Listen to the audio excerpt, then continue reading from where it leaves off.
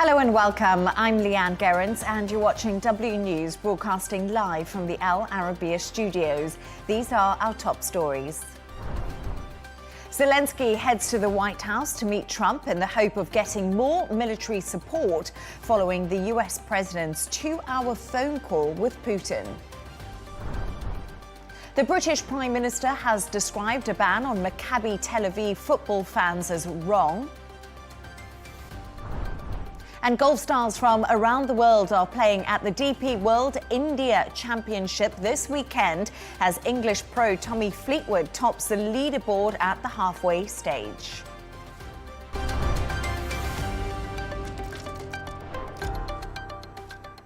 Now, Ukrainian President Volodymyr Zelenskyy is meeting his counterpart Donald Trump at the White House later today.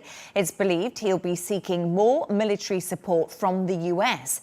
Their meeting comes a day after Trump said he made great progress during a phone call with the Russian President Vladimir Putin. For more on this, I'm joined by Ukrainian MP Yevheniya Kravchuk. Thank you so much for joining me this evening. It's great to have you on the show. As I mentioned there, Trump is preparing to meet Zelenskyy in the White House soon, and this comes after the US president held that long phone call with Vladimir Putin. Do we still expect the US to hand over Tomahawk missiles to Ukraine after positive signals in recent weeks?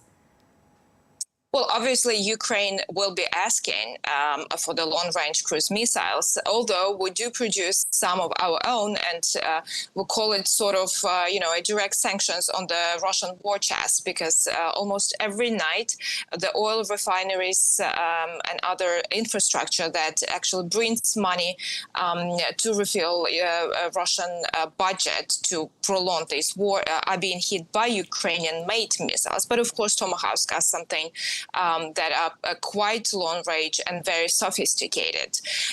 Although it's a wider range of topics that Volodymyr Zelenskyy will bring up. It's also the air defense that we need. It's the partnership in investment fund and the rare earth minerals deal that was signed not long ago and already was put into action.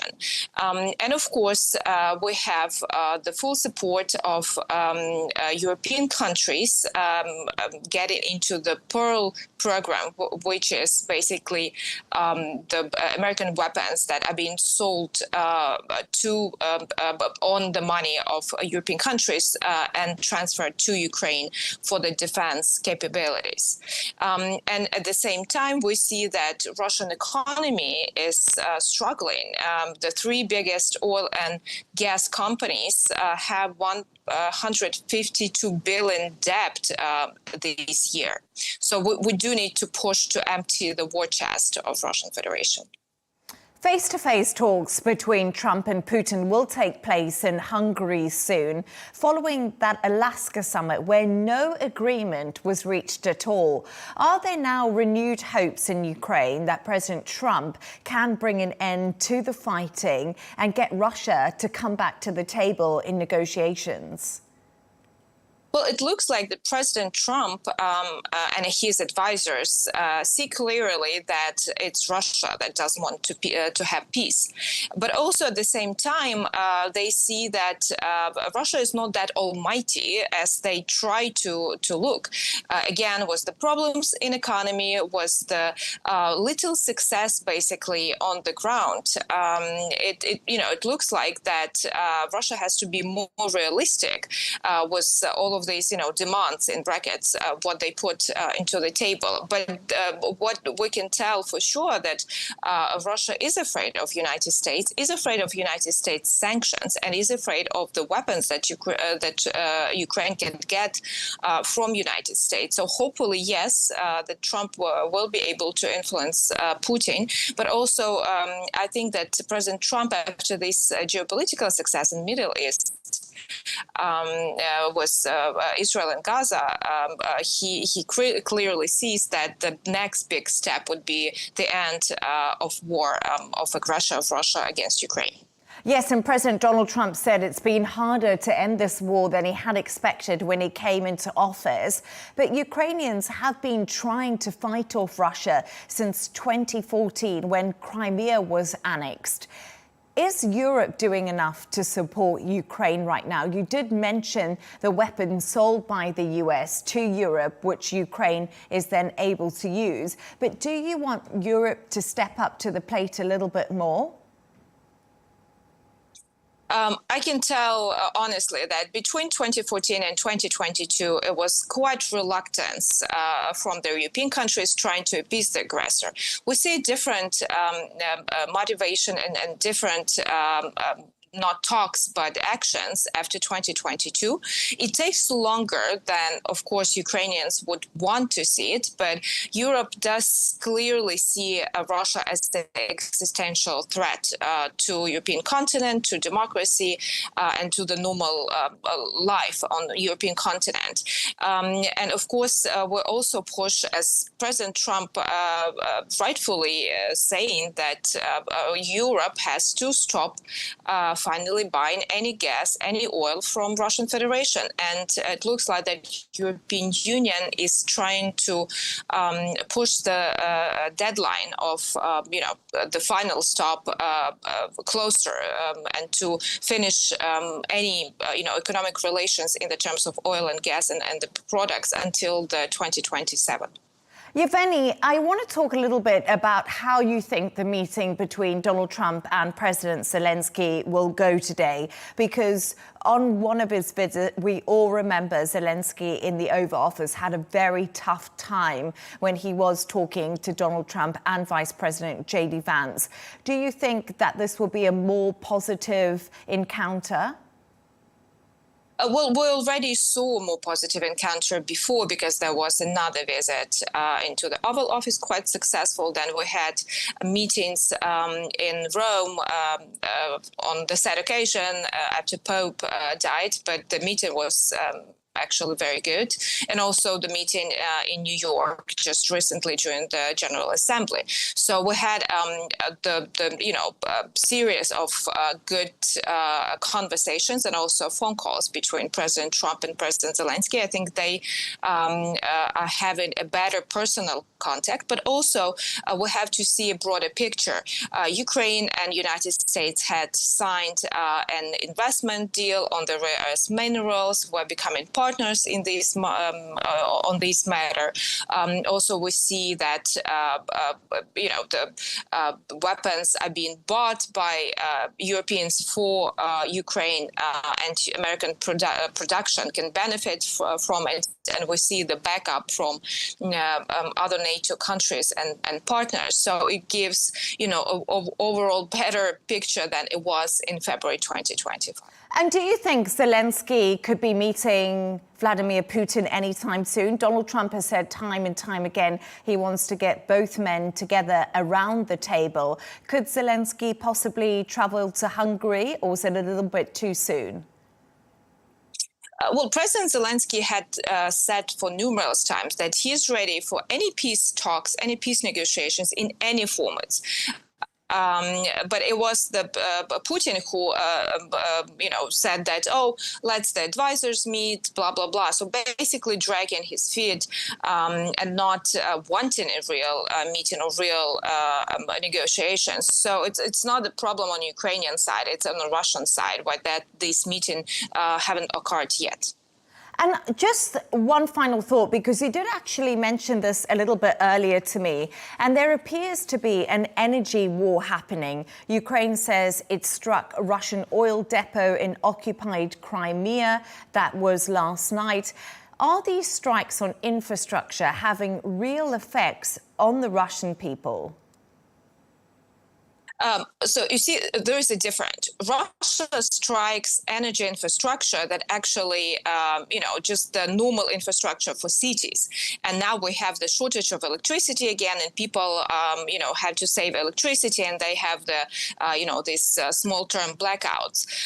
And when we target the energy infrastructure, it's only to avoid Russia to have the revenues for the war, because their whole economy rely on the exports of oil, of petroleum, of the fossils, and Ukraine targets those infrastructure. So Russia would run out of money to wage the war.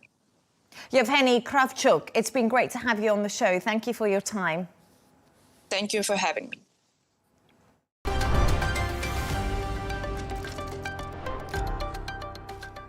Police in Cambodia say 2 South Korean nationals detained as part of a crime crackdown in the Southeast Asian nation have now returned home. A government response team from Seoul is in Cambodia to discuss concerns about the abduction and confinement of its nationals linked to scam centres. Patrick Falk reports. Cambodia's long-running problem with its scam centres is turning into a diplomatic crisis. In Phnom Penh, South Korea's second Vice Foreign Minister, Kim Ji-na, met with Prime Minister Hun Manet. She expressed strong regret about online job scams targeting South Koreans and urged a crackdown. It follows the death of a Korean student who was kidnapped and tortured. The case has shocked people in South Korea and shone a light on Southeast Asian scam centres. Kim is in the Cambodian capital with a task force to help South Koreans caught up in scam rings. Seoul's direct involvement has prompted action from Cambodian authorities. Here, they're investigating a suspected scam centre that used trafficked workers to defraud people. It appears to have been an open secret among people living in the area. This villager says everything seemed normal and that foreigners at the centre never complained. Reports say as many as 200,000 people of various nationalities are employed by such scam centres in Cambodia, targeting victims worldwide. Many are lured by fraudulent job offers promising high pay. But on this occasion, here, there were no arrests. What we found here is that all the suspected people already ran away from this place.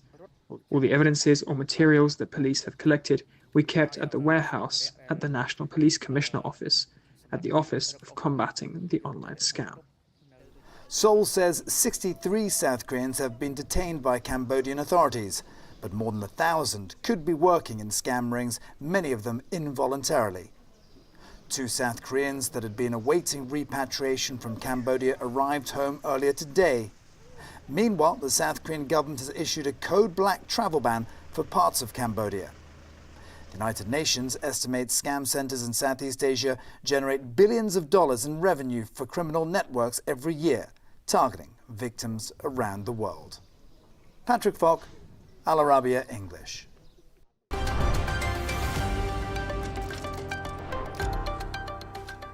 The British Prime Minister Keir Starmer has called a ban on Maccabi Tel Aviv fans from attending a football game against Aston Villa next month as wrong. It comes as senior government officials meet today to discuss the decision that was made by police over safety concerns due to potential protests relating to the war between Israel and Gaza. Israel's foreign minister has called the decision shameful. I'm now joined by sports reporter Emilia Baltrau. Thank you so much for your time this evening, Emilia. Great to have you on the show. Thank you very much for having me. Who made the decision to ban Israeli fans from attending the away football game against Aston Villa next month? So as we know, Aston Villa is in the city of Birmingham, and it was Birmingham City Council's Safety Advisory Group. This actually operates separately from the council, just basically works to help advise the council. But they made the decision last night. Basically, they were warned by police that it was a high-risk event and they couldn't guarantee the safety of those visiting the game. So as you say, that this has received some backlash today from various political figures, including Sir Keir Starmer. So there are conversations going on at pace, we understand, within the British government as they try to revoke this decision. The latest line from it is that actually the Home Office was briefed about this possible move last week. So it's taken a while for it to actually come to action. But yes, as it stands, the fans will not be attending based on the advice of the Safety Advisory Group. What happened at the game between Ajax and Maccabi Tel Aviv fans in Amsterdam, which took place in the city last year? Yeah, so as you say, this took place in 2024, and it was a game on a Thursday night, but it was actually on the Wednesday night. That's when it really started to kick off. So they had Maccabi Tel Aviv fans visiting, and they had them chanting through the streets, shouting anti-Palestine slogans, anti-Arab slogans. Police were then forced to sort of they actually made some arrests on the Wednesday night. Then when it came to the Thursday night, the game took place. Before the game, there was more shouting, more mentality, let's say. And then when it came to the end of the game, Ajax beat Maccabi Tel Aviv 5-0. So as you can imagine, this agitated a lot of the visiting fans, in which, again, they were then firing off flares. There were also reports that they were breaking off bits of scaffolding off buildings to then actually use as weapons against the home fans. So as you can understand, why the police this time around here in the UK want to take extra precautions. And there has been significant backlash against this decision. What more do we know? And have we heard from the clubs themselves? So Aston Villa was one of the first to actually put out the information yesterday that they were going to ban Maccabi Tel Aviv fans from attending the game yesterday. So that statement came from their website, so we know where Aston Villa stands in it. They are obviously just sort of echoing what they've been recommended on behalf of the police, as well as the safety advisory group. As we understand, as you mentioned before, there has been backlash, of course, from the Israeli side, which does make it a bit difficult. But as we say, the latest line is that actually the Home Office was briefed on this possible decision last week. But it will be telling now whether they do actually overturn the decision based on what the government are now pressing for, because obviously it's police recommendations. You know, they want to keep the safety of everyone in check. And if they're saying, you know, this doesn't seem like this is going to be safe enough for us to carry out, if the government is saying, well, no, we want you to go ahead with it, will the government be willing to provide the extra resources to make sure the police do feel competent enough to be able to carry out this game and keep everyone safe? And the big question here is, are the football fans the real problem?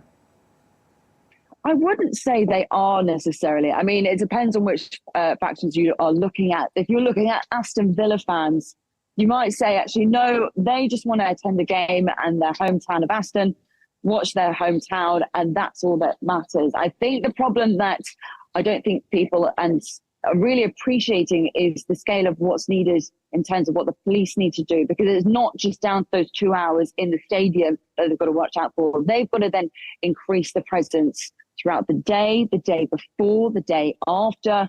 And what does that look like? What kind of scale does it look like? And based obviously on what happened last year in Amsterdam, you can understand why they might think, okay, we need to really ramp up everything here.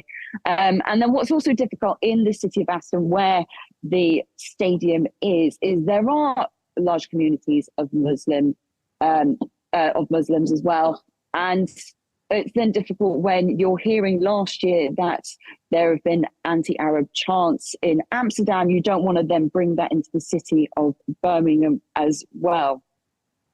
Emilia Baltrao, it's been brilliant to have you on. Thank you for your time this evening. Thank you.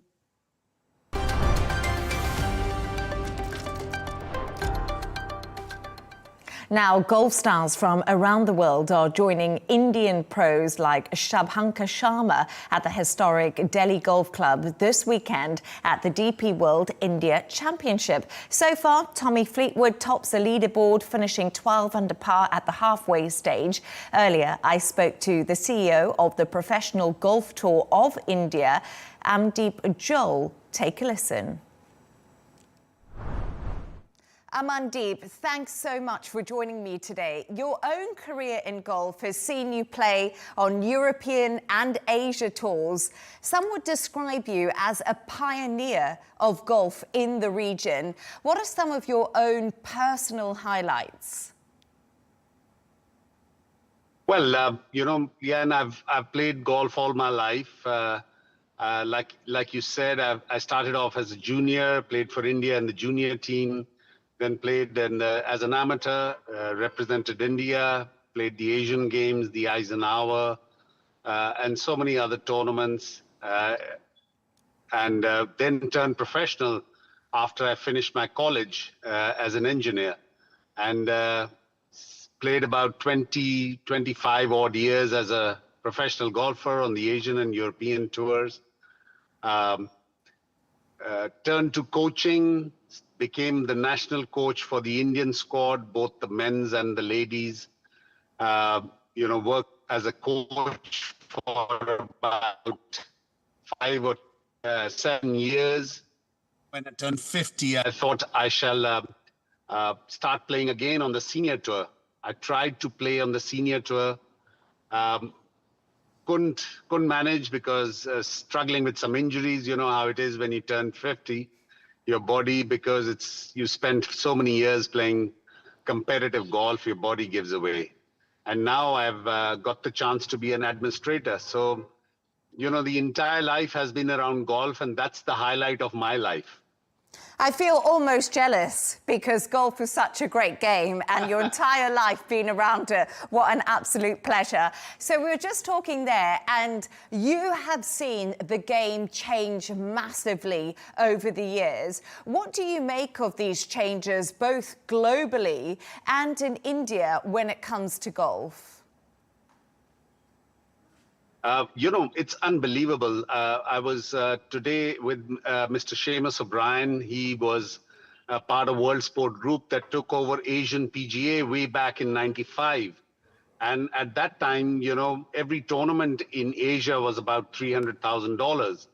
And now we look at Asian golf that has gone through the roof. European Tour tournaments used to be a few $100,000 and about $1 million. And that has now become $5 to $7 million. And this week, we've got one of the greatest tournaments India has ever seen, the DP World India Championship. $4 million prize money, 4 out of the world top 20, winning Ryder Cup team, captain Luke Donald. I mean, the golf has gone through the roof in this part of the world. And it's thanks to the DP World Tour, which has almost taken upon itself to make it global, this lovely game. And, we talk about the growth of the game and success of the tour. Is the world-class field the current Indian Championship has attracted? You just mentioned some names there, but the likes of Rory McIlroy, Fleetwood, Lowry, and also USA Ryder Cup players like Harman and Griffin. I mean, we're just naming a few here. What are your ambitions for the tour and for Indian golf if we look into the future? I think if the corporates have gotten excited, DP World has brought such a big tournament into India. Hero has already been sponsoring Indian golf for the longest time. Mr. Pavan Munjal has been the biggest supporter. He has been sponsoring the Indian Open. Now the DP World has joined in. I think it's Indian companies like Reliance, Adani, Tatas, and many more will join the bandwagon. They see value, because they've become global companies. So soon they'll see value in supporting Indian golf and supporting golf in India. So I think sooner than later, we will have these big corporations support the game of golf and PGTI. And you also mentioned to me a little bit earlier, you were a coach, a professional player. You've seen it all happen over the years in golf. But where would you like to see Indian golf in the next 10 years yourself? Is there talent coming up in India? What's the ambition? Get more children involved? I think India has always lacked in infrastructure. As far as golf courses is concerned, again, if you see, China in 1990, they were probably, I went for the Asian Games in Beijing, and they had a few golf courses. And I went back in 95 and 96, there were over a few hundred golf courses. So the government took it upon themselves to grow the infrastructure. And I think that's where we need the support of the government, that they need to understand that if India, the Prime Minister has given the slogan of Viksit Bharat, which is a developed nation for India in 2047. And golf is synonymous to a developed country. So I think if we can grow the infrastructure like we are growing the infrastructure of roads and highways, golf infrastructure needs to grow if India needs to produce champions. Like any other sporting infrastructure, India cricket fields used to be far and few, a few stadiums. Now we have so many international stadiums in India.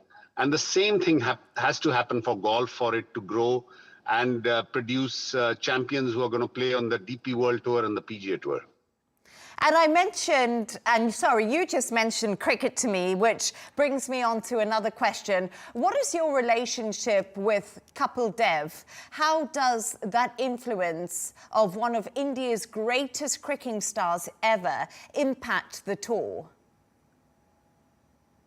I think this, the PGTI, the game of golf, is grateful for Mr. Kapil Dev giving his personal time, giving and taking upon the responsibility of being the president of PGTI.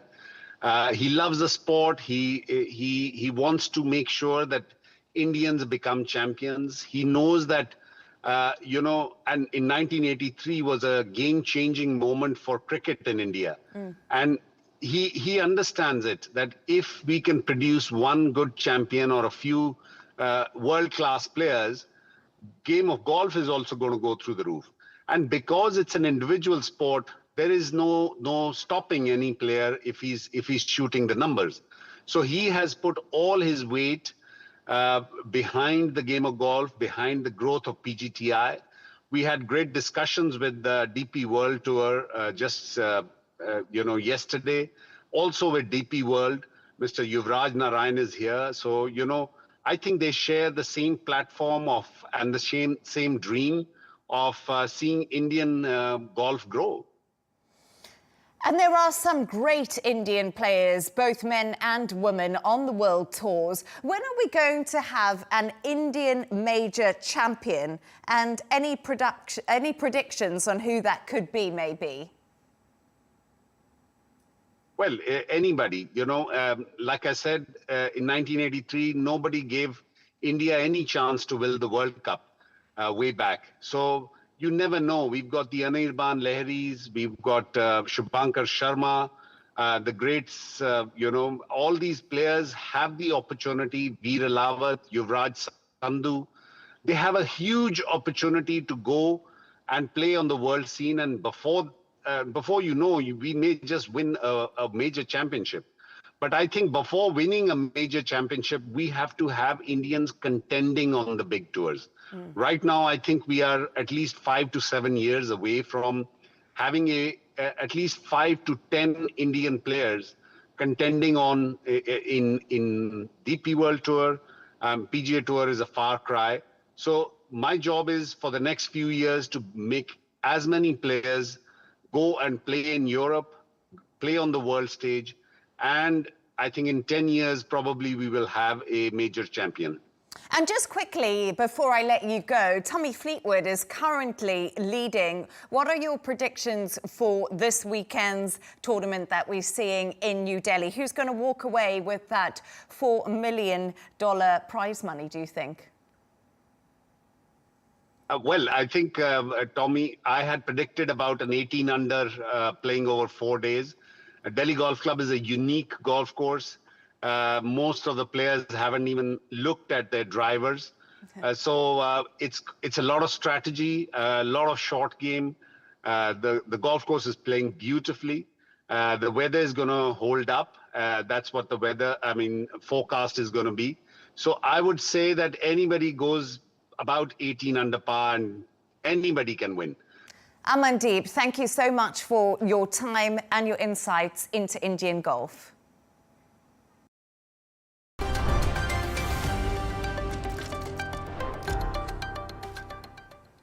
Now, my next guest has interviewed some of the biggest names in science and technology, racking up millions of views on his YouTube site. From coding to innovation, Eshan wants to encourage children's curiosity and make the world of tech accessible to everyone. But did I mention he's only 12 years old? Take a look at some of his work so far. Hi, my name is Eshan, and on this channel, I introduce the brightest minds on the planet. Welcome.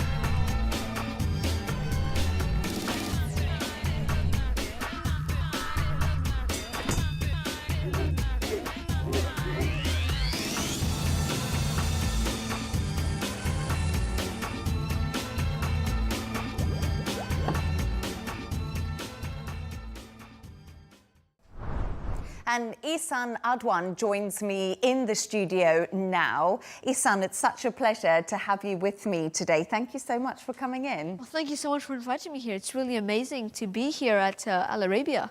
Yeah, it's great, isn't it? It's different in a studio to what it looks like. Yeah, I've never been in a studio, actually. Well, welcome. I love your YouTube videos. I'm watching them and they're so inspiring. They're informative, they're curious, they're fun, they're all those good things. Why did you start this journey? Well, me, honestly, when I was younger, about like 8 years old, I didn't really know what to do. You know, I didn't have a passion and I just wanted to do something. So I told myself, what are the 3 things that I really love to do? Performing, helping, and building. I'm like, why don't I make a YouTube channel? So by making a YouTube channel, I already am performing and I'm building something. And I'm like, why can't I interview people around the world? Because by doing that, I can get so many different perspectives of life and so many different inspirations. And it's really useful because then I can inspire curiosity to all my viewers. So this helps me perform, build, and help. And it was just my dream. And it is a good dream to have, and you're living your dream. What is STEM, S-T-E-M, and why is it so important?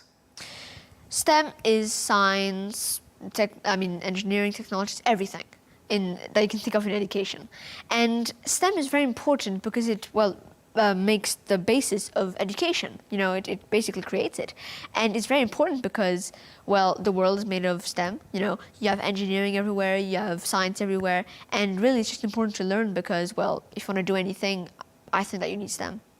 I would agree with that. And you've interviewed some amazing people, NASA astronauts, PayPal pioneers, and many other great minds.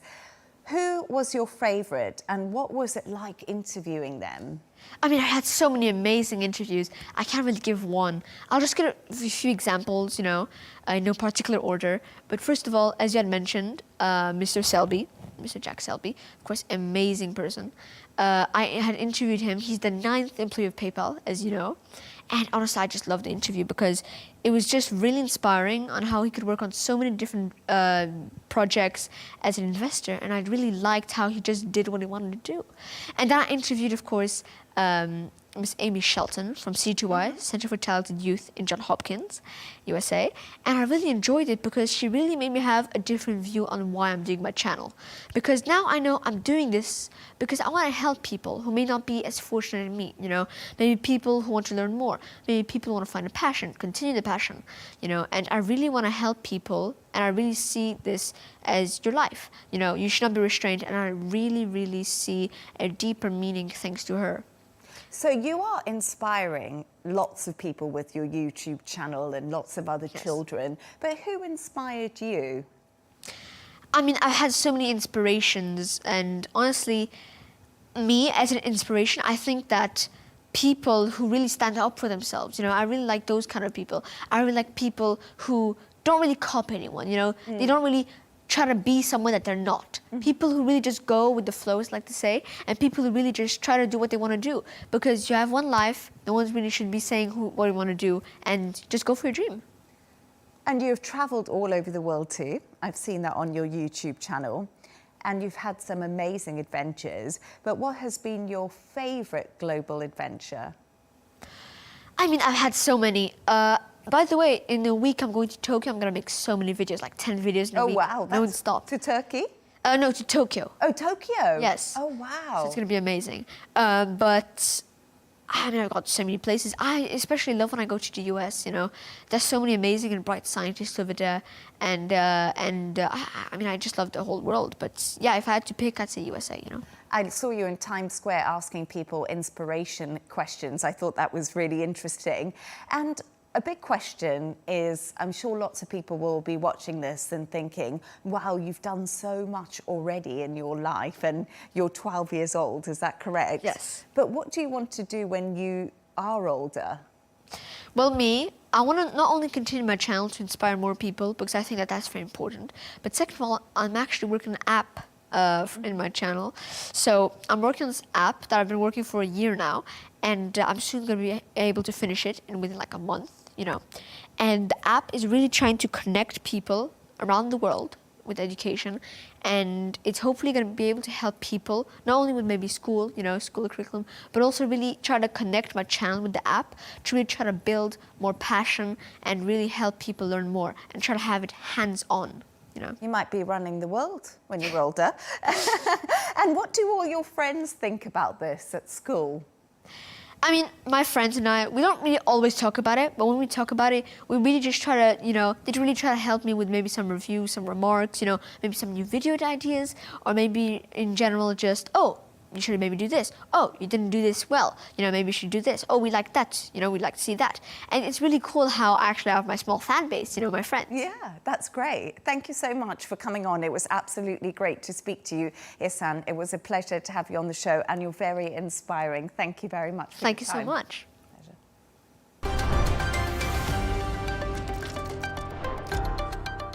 Let's take a look at some of the other stories making the headlines today. The former US National Security Advisor John Bolton has been indicted on 18 federal charges over mishandling classified information. He calls the case a political retribution and does maintain his innocence.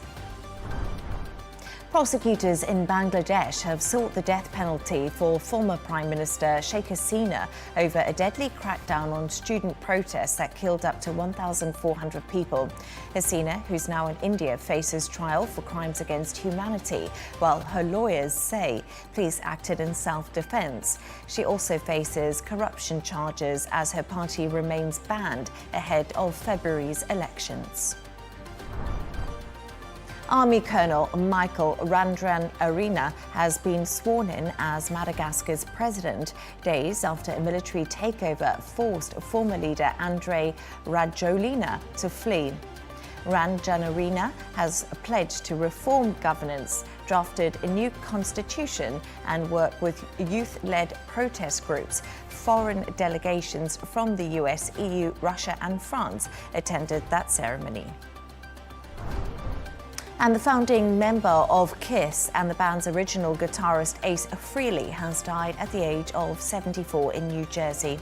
He was known as the Spaceman and played on hits like Rock and Roll All Night and Detroit Rock City.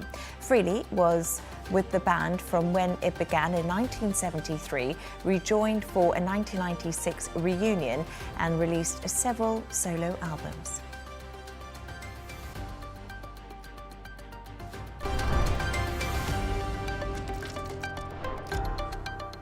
A reminder of our top stories.